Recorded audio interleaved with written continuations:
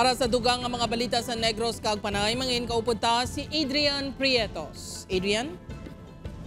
Jers, mga puso, madamo kini salamat. Duga kapulisan iga-deploy sa pila ka lugar sa probinsya sa Negros Occidental lakip na sa bahin sa Kabangkalan City kasunod sang natabo nga enkwentro nga ginkapatay sang 7 ka ginapatihan high-ranking officials sang rebelde nga grupo. Nakatutok kay Eileen Pedreso.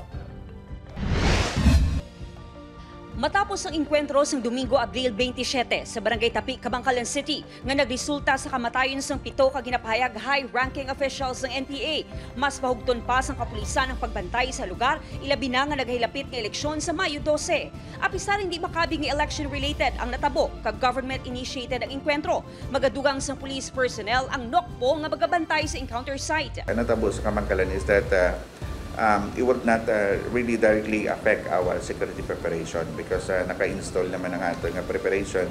Wala sang na-monitor nga pagpanggamo sang rebelde nga grupo, may kaangtanan sa eleksyon antis ang enkwentro. Apang dako ang posibilidad suno sa kapulisan nga may kapasidad nga makaapekto ang mga presensya sa mga ini sa eleksyon. Bangod hindi election-related ang natabong enkwentro, ginpahayag sang COMELEC nga wala sang posibilidad nga ipasaka sa red category ang Kabangkalan City kag magapabilin sa orange category sa election areas of concern. Amon concern ang initially kung may affected nga polling center, so wala man sang affected niya. Pagpasiguro sang COMELEC nga hindi makasablag sa patigayunan nga eleksyon sa Mayo ang natabo nga enkwentro.